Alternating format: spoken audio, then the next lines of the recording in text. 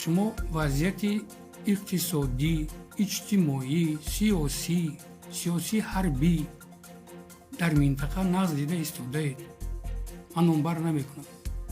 барои баҳри таъмини амнияти шахс, ҷамъият, такрор мекунам, давлат, мо тамоми қувваву системае ки дорем сафарбар мекунем ва дар ҳамкорӣ бо мақомотҳои ҳифзи ҳуқуқи ватанӣ кор ва фаъолият мекунем.